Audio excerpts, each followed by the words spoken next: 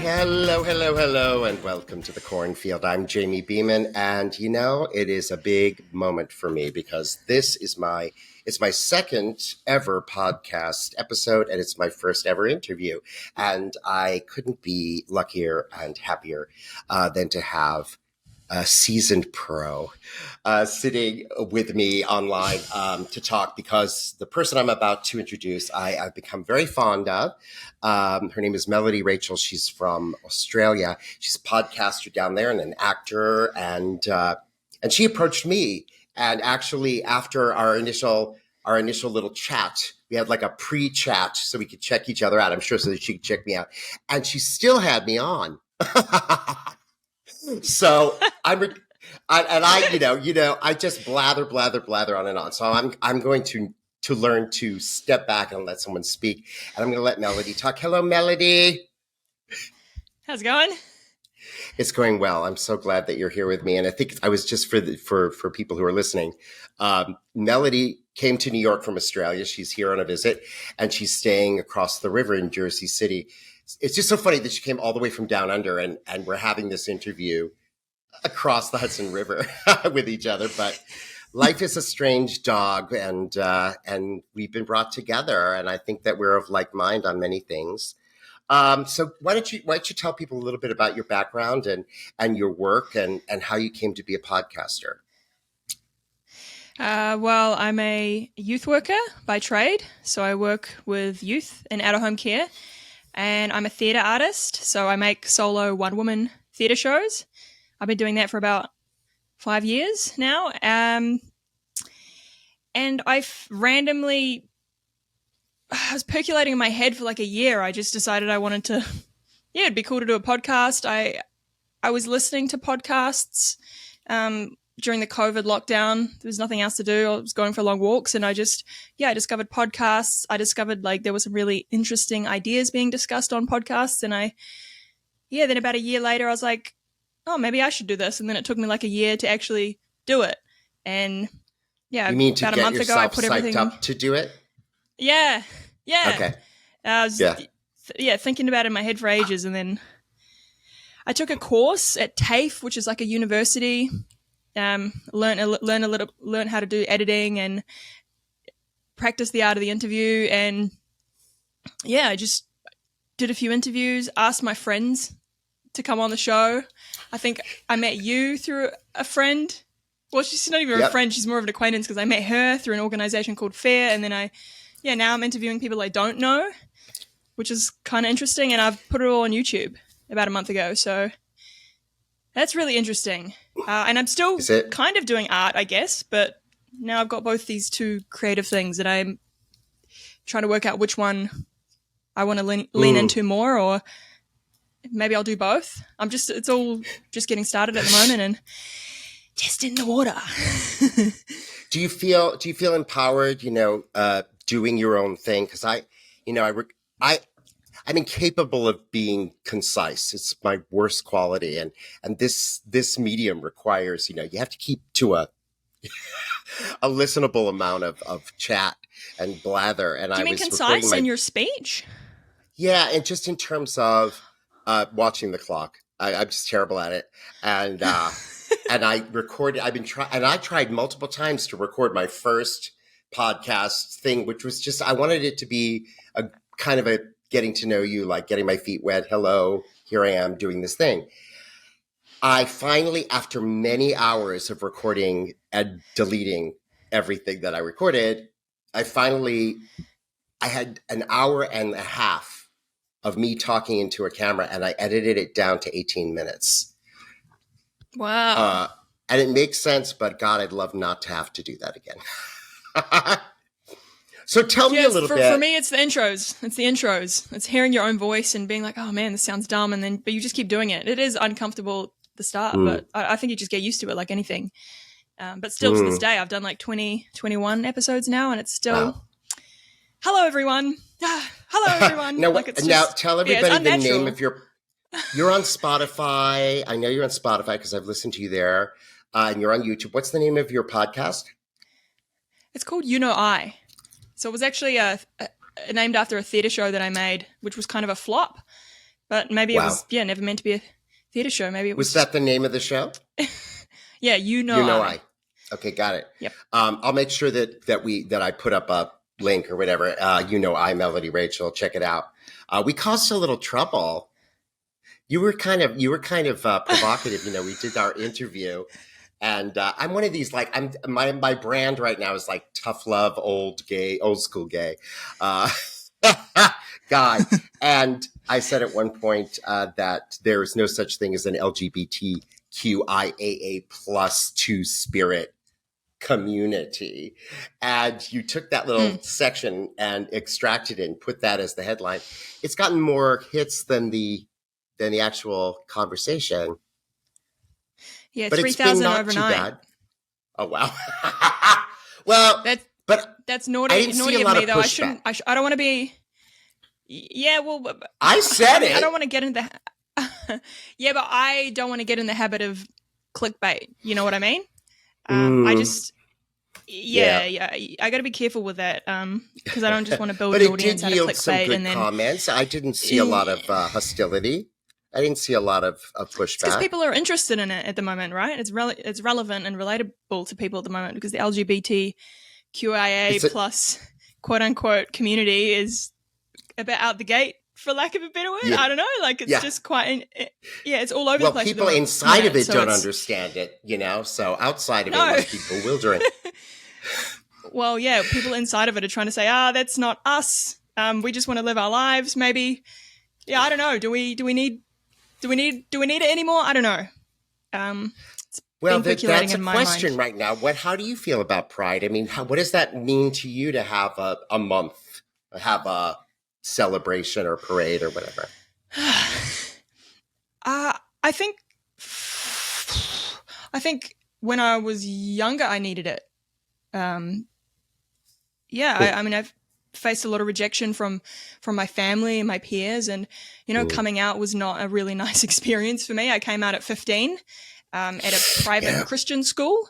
I was the only gay person there. I was pulled into the dean's office and told, the homosexual lifestyle is a very hard life to live, Melody. Like I had a choice. My mum was pulled in like it was this big thing.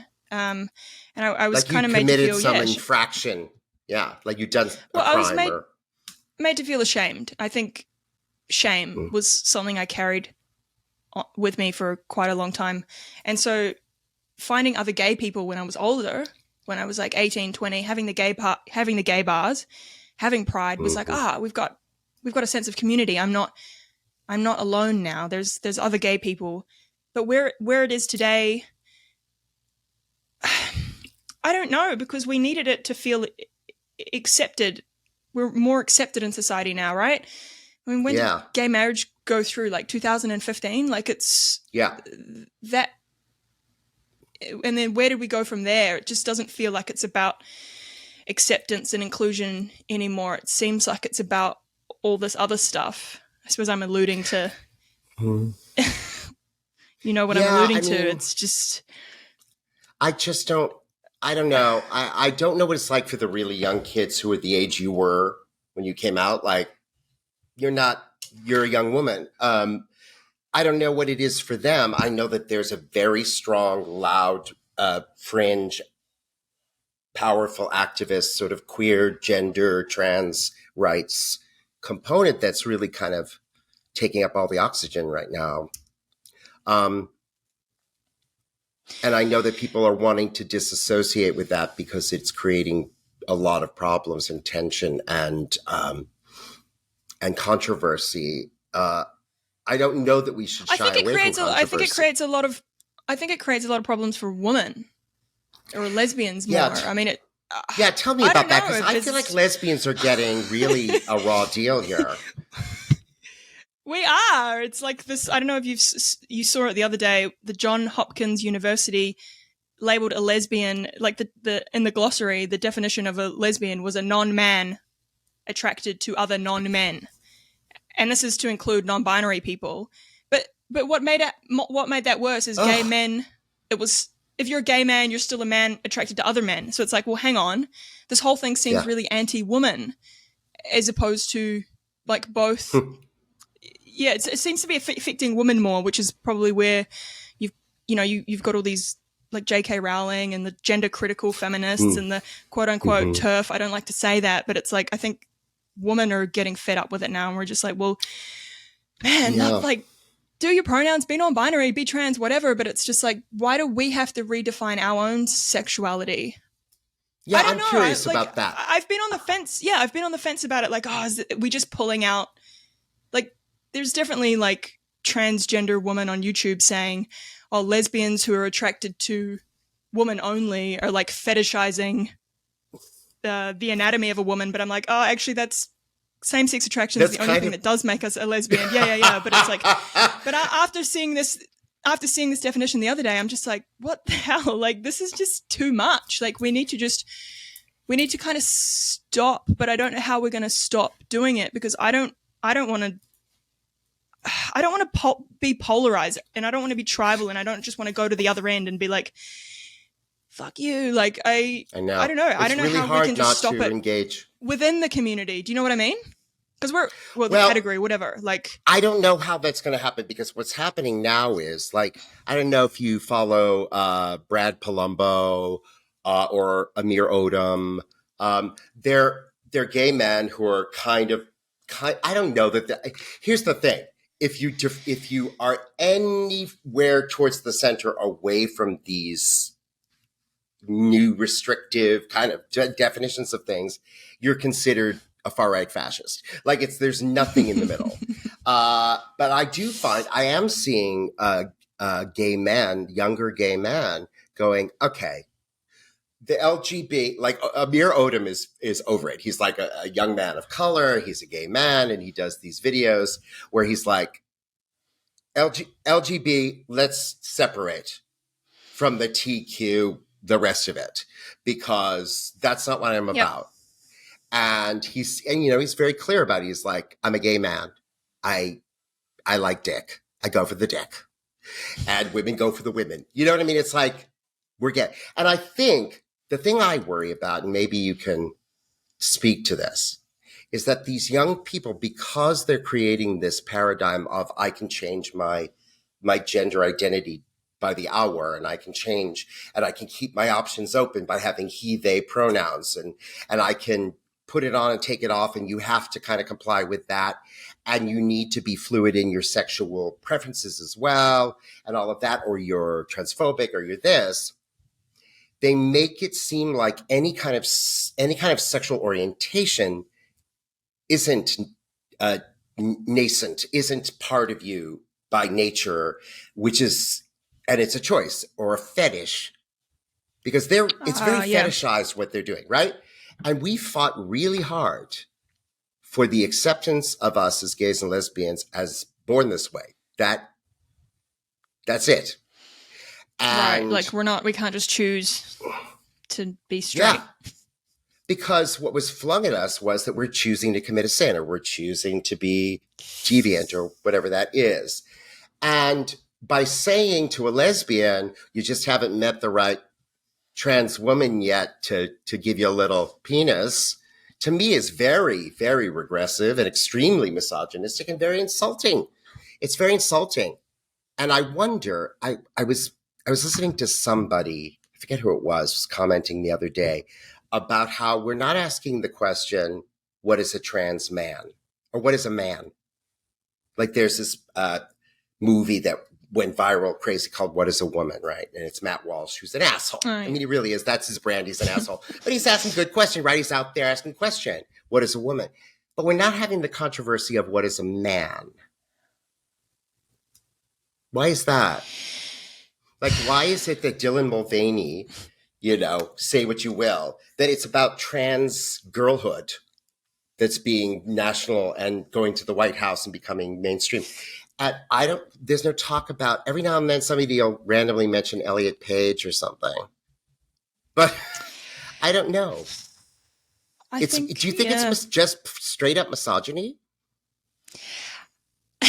I mean, I don't know. They say we live in a man's world, but I would never say that. But now I'm like, oh, is that true?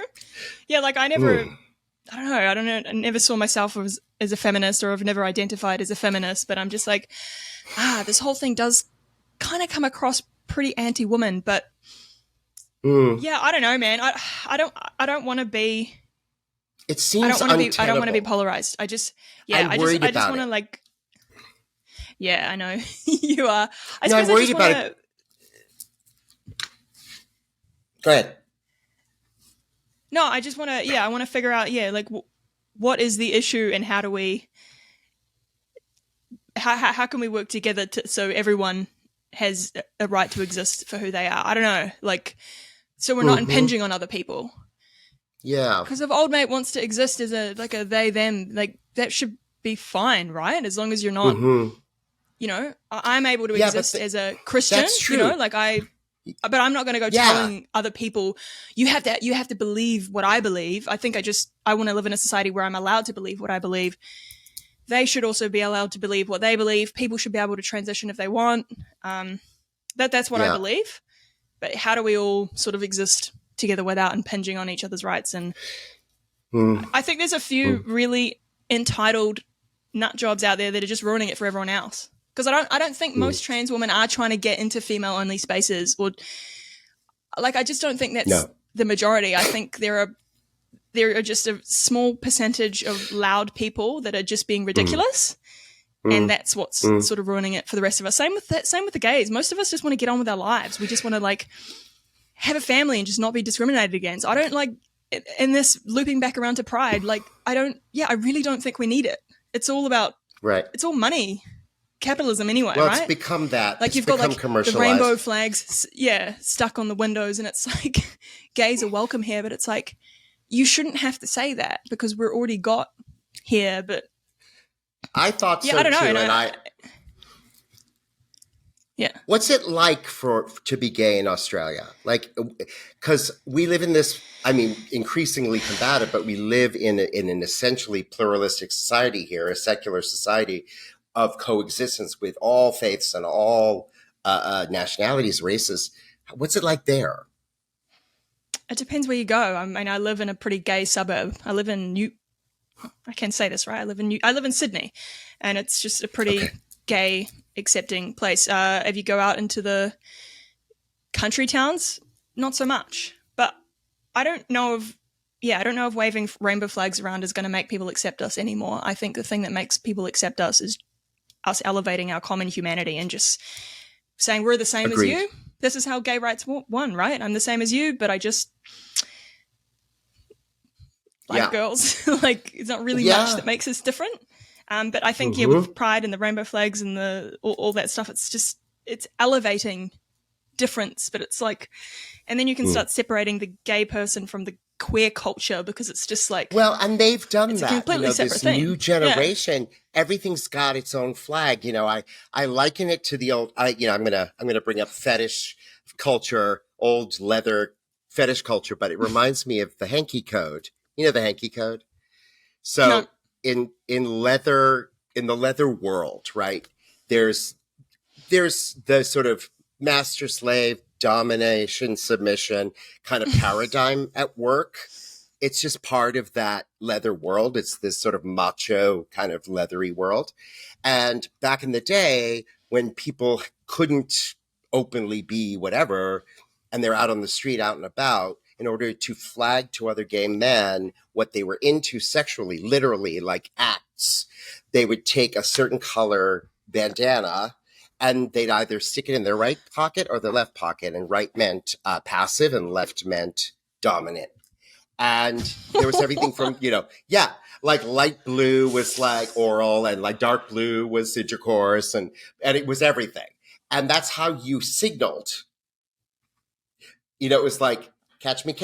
You know what I mean? You signaled to somebody what you were into, and then they came to investigate. It was a whole sort of men are like hunter-gatherers. We're like a little bit of a chase, But that's what these kids remind me of. It's like, why does every single little, I don't know, little sort of anomaly or difference in gender identity or whatever have to have its own flag? It's bizarre to me. The rainbow flag, I did a piece in my Substack about this. The rainbow flag was created, by Gilbert Baker, and it was commissioned by Harvey Milk. And he made the stripes of the rainbow and said what they were for. Not one of those colors stands for anything having to do with sexual identity. It's like love and sexuality and nature and, because he was saying the rainbow is we all live in this, all the colors of the rainbow. And that's just not good enough for today. We've got to go granular. Yeah. What I don't understand is this thing about the woman. It seems to be insane to me, but it's being legislated now. Like people are being, like what happened to Kathleen Stock over at Oxford. And all she's saying is, and the trans women like Blair White and people like Buck, they're saying, what's wrong with being a trans woman? Why does there have to be this equivalency? And then, because that gives rise to these TikTok videos of trans women talking about their menstruation cramps. And I think it's sick. Again, that's just a small, I just don't think people on TikTok are, I get what you're saying, but it's just like, yeah, it is a small percentage of people that are doing that, I think. But yeah, people seem to use it to represent. But there's a social, protocol, and this is what I feel. I feel like this DEI, diversity, equity, inclusion thing, based on this anti-racist paradigm, doesn't work with the array of different types of identity and what's a sexual orientation, what's a preference, what's a expression of gender, what's an identity. And we're having, and there's a good side to it that people are learning about gender dysphoria and they're learning what transition involves. But it's becoming really dangerous for a woman to say, I'm a woman. And I think there's something key. But I mean, like in America, women just lost their reproductive freedom. Hard fought, hard won. And it seems a little tone deaf for trans women or people who identify as trans to be pantomiming that they've got a uterus. I think that's really in bad taste. Yeah, a small percentage of people are doing that, I think. I get what you mean. But they're the most vocal. I said this about the Fox News people back when Trump was being elected. The loudest, weirdest, most clicked, liked, commented on person is gonna have the spotlight. It doesn't represent. But at the same time, like if you go into a workplace or something, you're gonna have to declare your pronouns or whatever. And if somebody in that room maybe this is all a distraction for something bigger that's going on. What is the bigger thing? I don't know. So how are women finding each other? How are you meeting women? How are you guys socializing? Do you have spaces like for women? Nah, there's not really any. Lesbian bars are not a thing. So I guess it's apps, but it's not a thing here either anymore. Yeah, lesbian events maybe. Okay. But honestly, I just meet girls through. Well, look at you. You're adorable. Of course you meet girls. Look at me. But just like there are way more gay people today than there was 10 years ago. So it's sort of like you just meet people. So what is your thought about, I've been thinking a lot about the ways that we presented the traditions of how gay men and lesbians navigated femininity and masculinity started at a certain place, and there's still like ripples of that sort of orientation and how we present and sort of typical behavior and dress and mode. But it seems to me like a little more controversial now for women who are dealing with. What do you mean? Well, it seems to me like women especially young women that I've encountered, put a lot of pressure on themselves about their bodies. They're not even gay women necessarily, about their femininity, about their bodies, about being feminine, about dressing a certain way. they're rejecting that and adopting this sort of genderqueer, non-binary kind of identity to sort of move away from that. And I I can share wonder, some of because there's a my long tradition of masculine women in the lesbian yeah culture. yeah yeah. I mean, So how do you feel about that? I can only share my experience, really. Like, I can comment on the culture. I have opinions, but I mean, I can tell you Yeah, tell me some of my about, experience if you want. yeah, because you created a one-person show, right, Yeah, down there, yeah. and it had to deal with some of this. Well, I make theater shows that are kind of about my life. That's just how I process the world. I'm a creative person. And this was my third solo theater show. This idea of gender had just been percolating in my head for ages. And I originally could really relate to this idea. Before it was non-binary, gender fluid was a really popular word. Gender fluid. Yeah. And I remember I was in Sydney. I was about 25. This was 5 years ago. And it was just taking hold. Like, it was just coming up into the scene, into the culture, this idea of gender fluidity. And I was like, yeah, I kind of came out as gender fluid to a few people. Like, the pronoun thing never stuck for me, but the theory of gender being fluid is really relatable to me. Yeah. I've always felt masculine. Maybe it's not even gender fluidity, because I've always felt so much more masculine than feminine. But and growing up, I had these experiences. Like, I would play with dinosaurs. I would, play with the boys. I was sporty. I never wanted to be put in the pink dresses that my mum got me. My sister was really feminine. I was always bullied at school for being like a dude. Like, I think some of the guys used to call me like Mel Beast. Like, I was like a beast. Oh, you're like a beast. Yeah, I'd love to and be the word called a Tom. beast. Yeah, yeah. For me, it was a really bad thing as a 15-year-old. It's just like, what the fuck. Tomboy was a word back then. It's not really used so much nowadays. But yeah, I just thought through my life, and I was like, yeah, I totally started thinking about, what is it that I can relate to about this gender movement. And then I noticed people starting to adopt like they, them pronouns. And I was like, why? Like, I never even considered it. Like, I considered being gender fluid, quote unquote, but I never, this idea of getting other people to use pronouns, I was just like, that's so strange. It's kind of like you're relying on other people to validate you. Yeah. And it's just never sat right with me.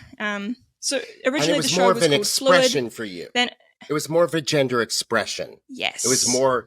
Yeah. This is a predominant that's color. That's a term. Gender. Yeah. Okay. So the show was originally called Fluid, and then it was called Like a Boy. And then someone gave me this idea to call it I Want to Be Mark Wahlberg. And it just, the name, it was like all these men that I could relate to when I was younger. Like, I wanted to be Captain Planet. I wanted to be Batman. Yeah. I wanted to be Simba. I wanted to be Justin Bieber. Like, just really I really identify with men. Yes. Yes. It was always men. I was always relating to men, like male action figures.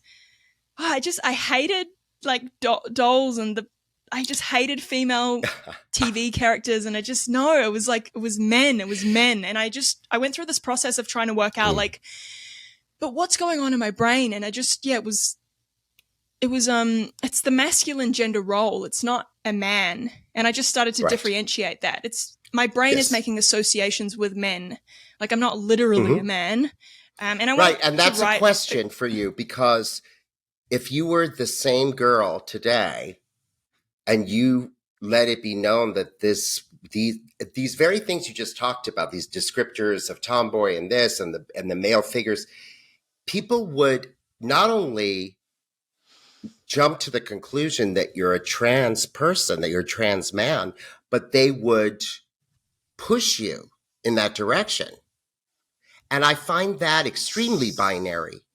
I find that extremely like, why can't you embrace these, the only, people say gender is a social construct. but then they don't admit that there's a crayon box of girl colors and there's a crayon box of boy colors, and you can pick and choose, and you feel fully integrated and fully alive when you embrace what you see for your own self as masculine energy, right? So what happened with Mark Wahlberg? Mark Wahlberg. Well, as I was creating a show, I mean, honestly, like, I'd always felt like I was less of a woman because I wasn't feminine. I always felt like a failure at being a woman. I struggled to fit in. I don't know. Is that like, societal? I don't mean, it sounds like you. It's just, I don't mean to sound like woe is me, like, but it kind of probably did have a little bit of effect on my identity. But I remember reading this quote, or maybe I was watching an interview. Germaine Greer was being interviewed, and she just said something profound that just really, just stuck with me. It was, femininity is the fake version of femaleness. She said, it's a role that you play. Femininity is not real. That's not what being a woman is about. Right. And I was just like, oh my God. Like, I felt it. I was like, oh, yeah. And I think she alluded to, no, like, it's your biology that makes you a woman, or it's a nature. Being a woman. Yeah. I think about my attraction to women, and it's a nature. Yeah. I'm attracted to the nature of a woman. I've dated I used to date this like really masculine sort of tomboyish dyke. Really? Lesbian dyke, whatever. Yeah, and people. You're allowed to say these words in my. I'm allowed to say dyke. My room. Of course. No, but I remember I had friends that said to me, "Oh, if you're going to date someone that looks like a man, why don't you just date a man?" But I just, in my head, it's like, it's so misogynistic. It's the physical thing that, I mean. You're a woman who loves women. I'm a man who loves men. Yeah. Yeah. Yeah. Like that for me, that is what a woman is. And then for me to look at myself and be like, I just felt liberated. Honestly, like Germaine Greer liberated me from this insecurity that I was in. She released you from the real social construct of, I have to show up this way. And it sounds to me like you came from a traditional family. You are a person of faith, which is probably quite an interesting intersection with the culture as well. And you came out in this like Christian girls' school. I mean, no wonder you were like, femininity, because it's a pressure on you to be a certain way. And I think women feel that. But then there are plenty of women who embrace that and who celebrate that and who love, all of those trappings, make them feel empowered. But you have to be true. I think women that are masculine do. We just experience a bit of ostracization. But that's like, yeah. I don't it's sort of, I can live with that. Like, it's not like woe is me. It just makes your life a little bit different. Well, I think women in general, gay, straight, they're hard on themselves. Yeah. Women are conditioned to be very much about how they present, and they judge each other and are very critical of each other's bodies and faces and hair and, the things you wear. It's women are hard on each other. And I wonder. I don't care about that. Like, yeah, I don't worry so much about not fitting in, and I mean that's all fine. My issue, if we go back to the show, was me feeling this immense amount of liberation and admiration for this woman, and then I got an article written about me, and I mentioned her to the journalist. I was like, this is what happened. This woman said this thing, and it just made so much sense to me. I wonder if other people can resonate with it, right? So put it in the article, did the show, and just throughout the season, I didn't actually face a huge amount of backlash, but the directors that I was working with at the time, someone wrote a review. It was just kind of, I got sneered at. the What was artistic the director tenor of the of it? theater. What do you mean? What did they? What was the theme? What were they saying about you? Well, the artistic director of the theater came and had to give me a talking to say, hey, you know, you've mentioned Germaine Greer in your theater article, and you know, we've got a bunch of trans people here. Like, you can't. I was just like, man, like, just have you read the article? And she's like, no, I haven't read the article. And I'm like, well, go read the fucking article. Like, yeah, I'm getting defensive now. Why is Germaine Greer triggering for trans people?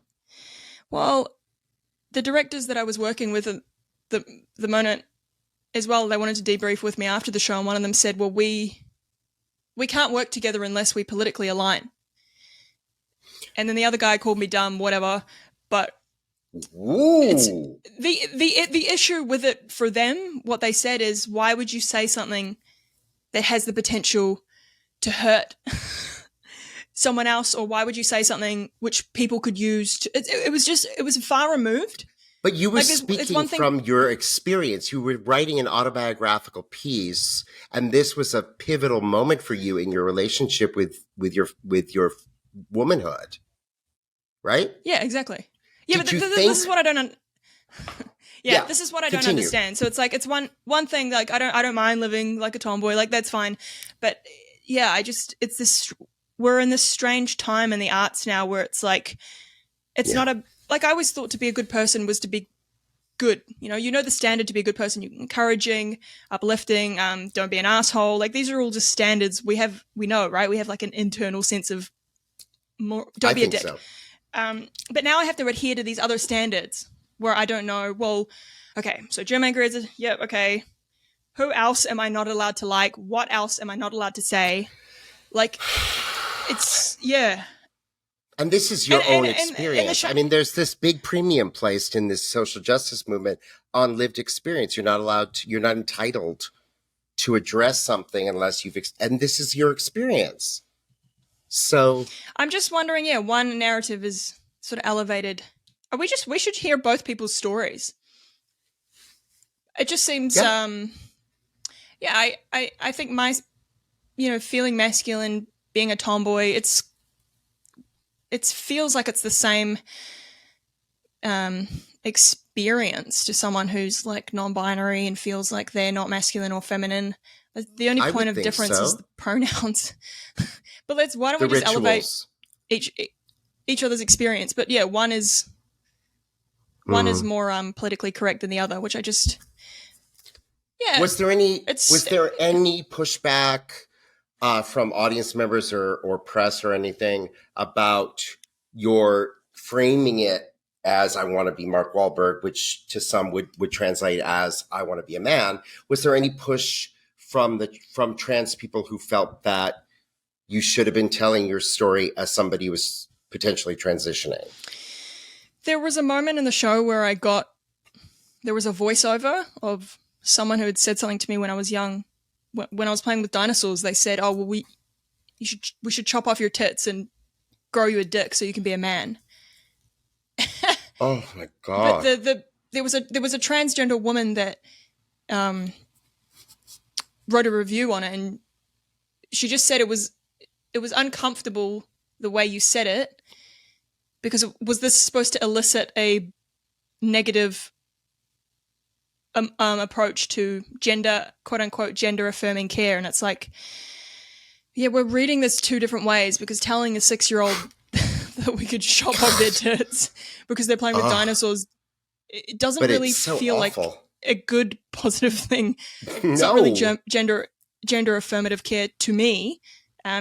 So we should just be able to say that, let's have a conversation around it. But that's technically, anti-trans. I find that disturbing. But it doesn't have to be. I do. No, of course not. And the fact that something's uncomfortable in the theater, that this person from their experience related to that comment, just as painful for them to hear it as it was for you to relate your 6-year-old self being, it's just awful. Like, it doesn't have to be the same level of, or come from the same place of, wow, that really hits. And it's theater. this is the thing that bothers me, because I think that there's an element to all of this. A woman is that somebody who identifies as a woman that is demanding that people either pretend that reality isn't reality or treat people like they're delusional. Like, okay, honey, like they've got dementia. Yes, dear, you are the queen. Yes, you are. Like, and either way, it's not going to be very empowering for the person who's asking for this kind of recognition or this kind of affirmation.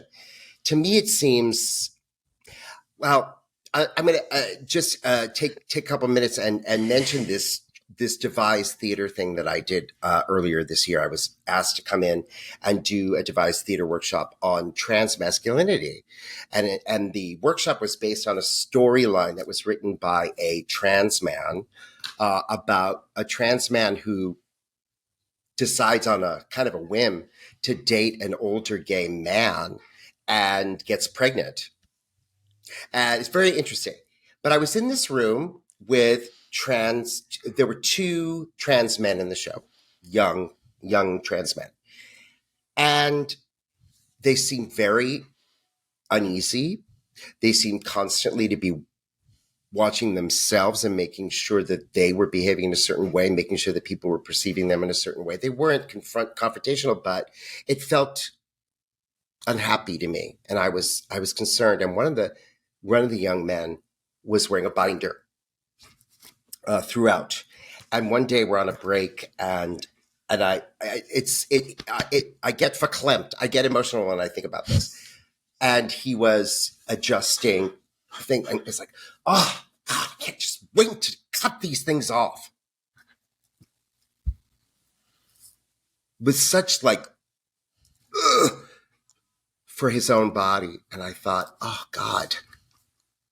Like, yes, it's painful to be in gender dysphoric.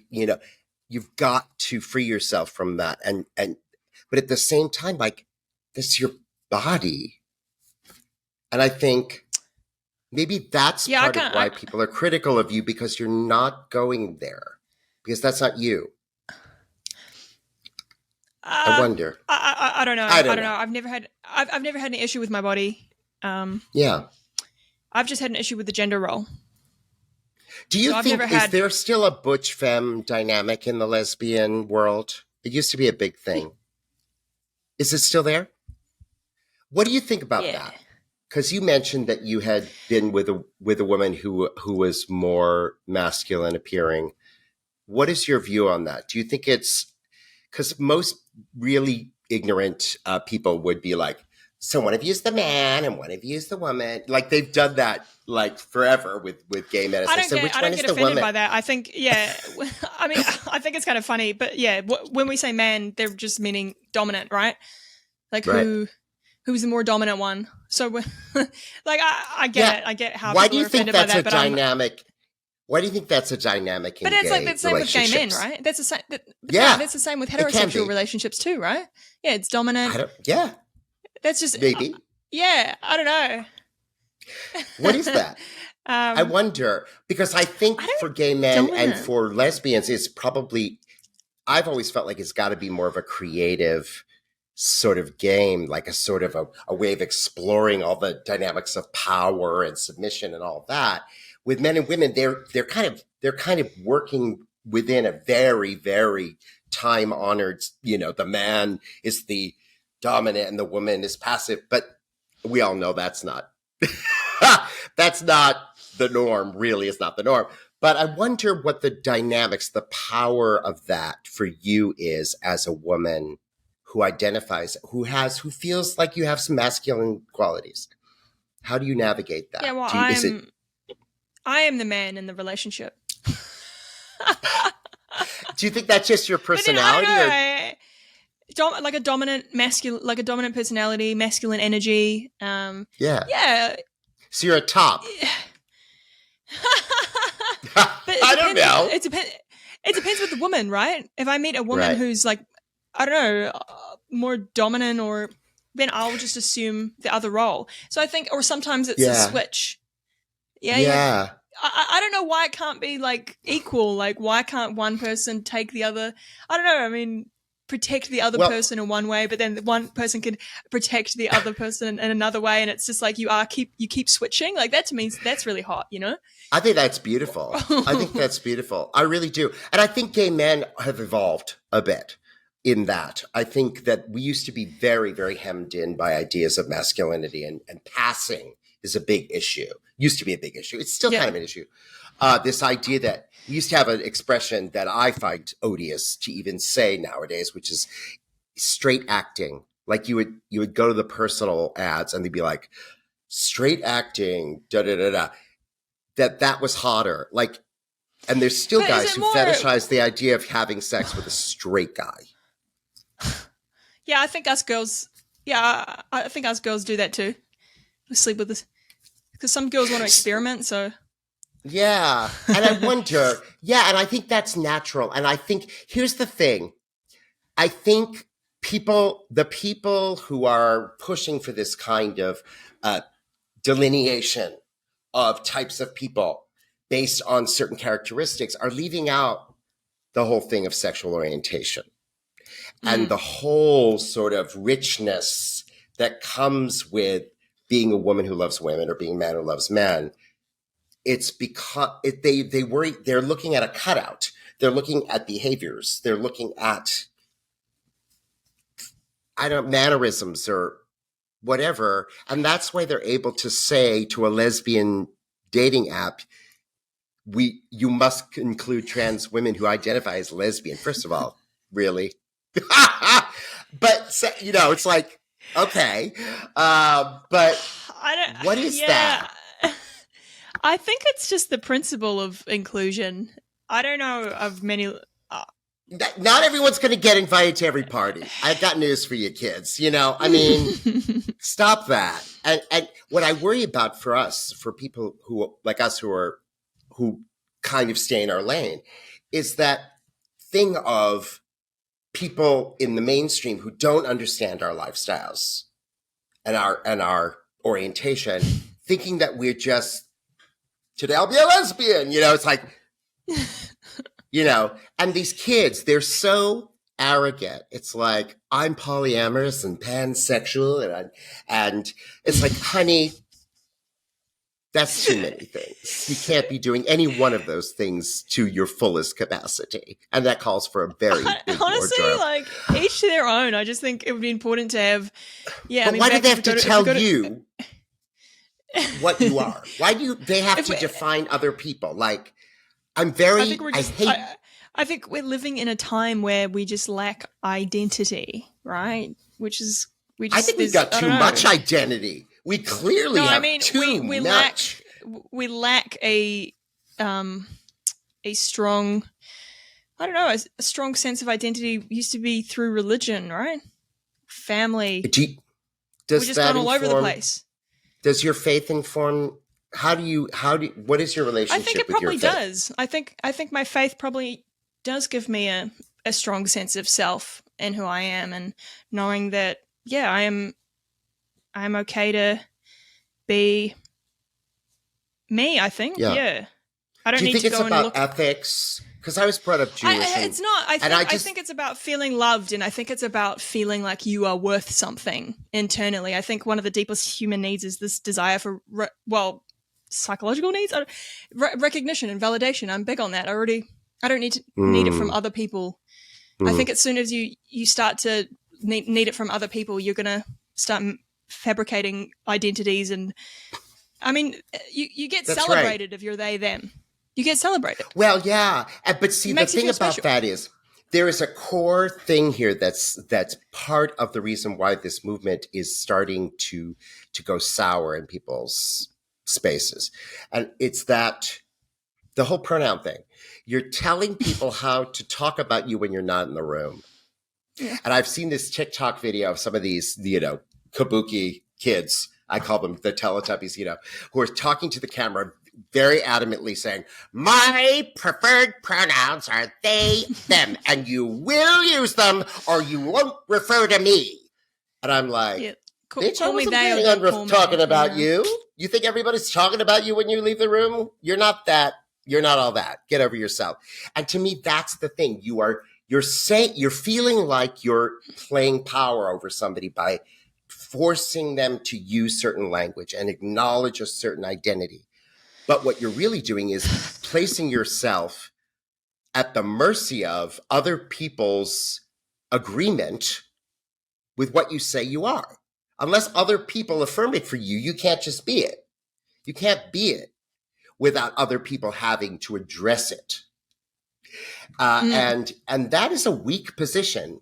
And they expect it to give them a blast of power because DEI, which is really about pitting black people against white people. And if you ask Ibram X. Kendi, it's about, discrimination in the past can only be addressed by discrimination in the present. And it's supposed to be a free-for-all, right? Getting your own back. But it's hard. It's more difficult here because it doesn't make sense to me for a gender fluid person, a non-binary person. The only way you can be non-binary and express it is by doing a scoop of masculine and 2 scoops of feminine.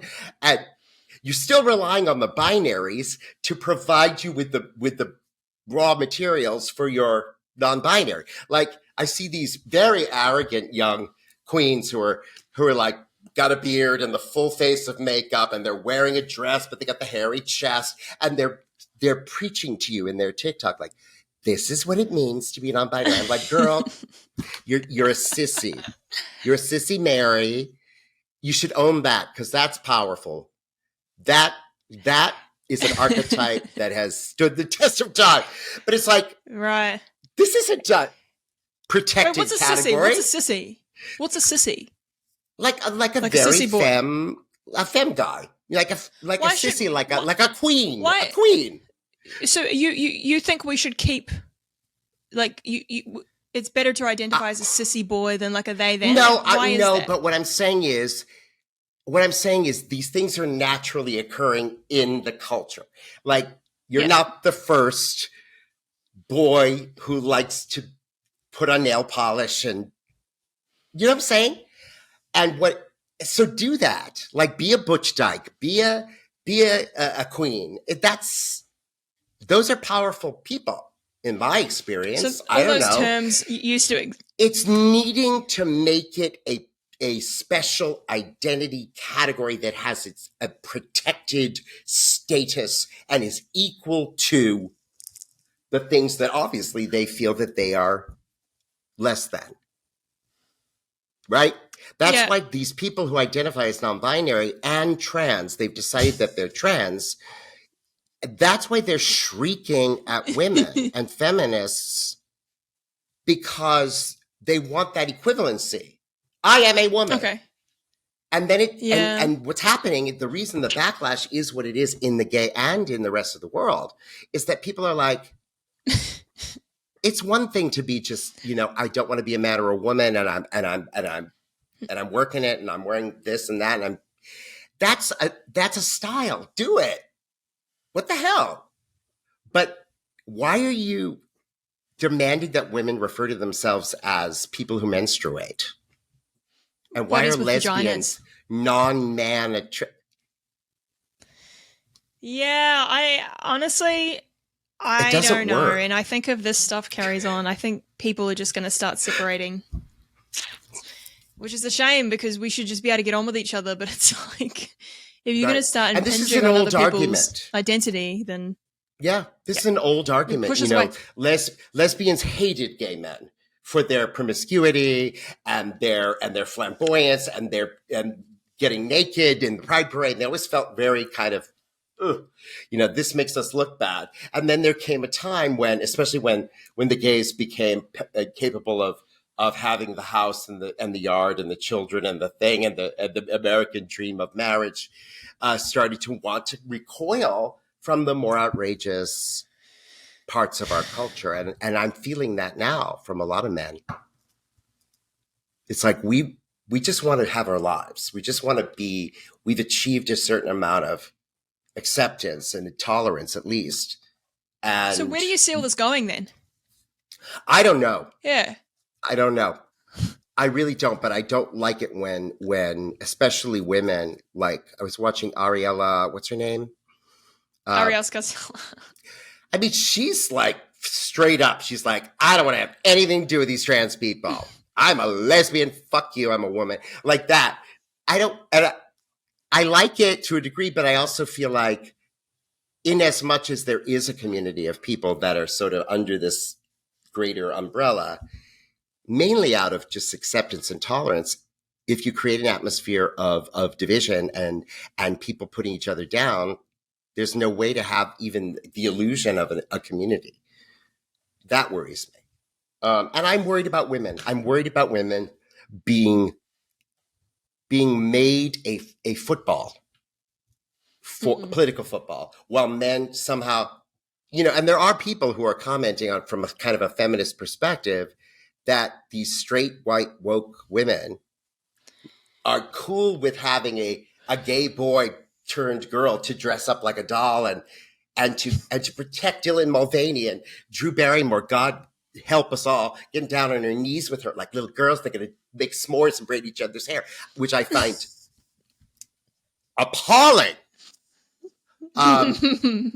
Why are women catering to men? Like, why are women fighting for men who are transitioning but who are biological men to be in women's sports? Why is that? To me, if you're going to transition, to me, there are sacrifices involved with making that kind of a change. Oh yeah, you're no longer in that category. I don't know. Honestly, I think people are speaking up about it, and it's becoming more of a conversation. So yeah, it'd be interesting. I mean, with the sports thing, they're already starting to make a new category, which seems like a reasonable outcome. Yeah. I don't know. I mean, I'd watch the Trans Olympics any day of the week. I'd love to see that. Yeah. I don't know. So where are you going next? I mean, you're obviously going back to Australia. Are you going to continue to write your own work? Are you going to continue to make your own? I am. My next theater? show is called Demo. It's about polarization. I'm on YouTube. My YouTube is just Melody Rachel. And then my podcast, hopefully I'll keep going. It's just take it as I think you should because there aren't enough young gay women who are in the space talking about the culture and who are I was worried about you when I first met you because you're so strong and you really are so present. You're so strong. You know who you are. But when you first encounter you're a little. What do you mean? That's fine. What do you mean? You're a little shy. Well, you said to me, we were talking a little bit in our interview on your podcast about masculinity and stuff, and about this sort of doubt that you had about your sexual identity and whether you were possibly not a woman, and because you had these leanings. But now I'm seeing you're very integrated and you know who you are. And I think we need to see more men who are embracing their femininity and women who are embracing their masculinity in all of the many manifestations of that without putting a label on it. Because then it really does give people permission to identify as non-binary if they so choose, or to simply stand in their truth of being a woman, being a man, being a woman who has all of these qualities that are associated with men and that you celebrate. That's the other thing. It's not a disease. Like, you're not afflicted with a masculine imagination or masculine, the things that inspire you. I think that it's beautiful. It's beautiful. You need to play Joan of Arc. You need to, Shakespeare for women is very liberating because all those women's roles, there aren't many of them, were written for boys to play as women. And when women get to play them, they get to be that kind of boy that they want to be. Yes, Joan of Arc. Yeah? I like it. Yeah, I like it too. Melody, I think this was a good first interview. I don't know. We'll see. But I admire your sticking to who you are and in all of its specificity and in all, who you are. And I think faith is a very interesting thing. for gay people. And I think a lot of gay people come back to their faith once they've extracted themselves from the toxic part of it. Sometimes family can be very using religion as a cudgel, using it as a way of shaming. And you have to kind of work through that so that you can have your own relationship with God and with your spirituality. And I find it inspiring. I've become, after many years of searching, I'm a pretty devout atheist and a very culturally imprinted Jew. It doesn't help me to think about an afterlife, and it makes me stay in the moment and be here. But I do feel that there are such essential things about how to be a good person in the world that are embodied in religion. And I think if you can access those and really walk that walk, that might be one of the answers you were asking about, Melody. How do you approach people?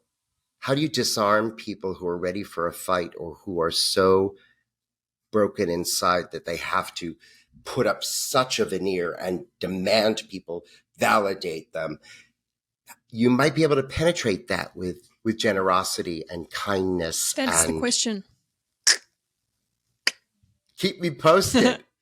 I think you're already doing it. And listen, I'm new at this stuff, and you've been so incredibly generous to me and helpful, and I expect many, many great things. And you need to come to New York and do your stuff here. I direct solo shows. Came to see one of my cabarets the other night, so I'd love to work with you on something. That'd be fun. Can't wait for it. Okay, Love you, boo. It's a promise. Love you too. Thank you, Melody Rachel. What is your podcast again? You Know I. You Know I. She's on Spotify. She's on YouTube. Where else are you? Podcasting? Somewhere else? Anywhere where you get your podcast. All the things. Check her out. I will have a link on the whatever it is that I'm going to do with this. And Melody, thank you so much. And we better see each other in person before you leave New York. We will. All right. Love you, boo. Thank you. Love you too.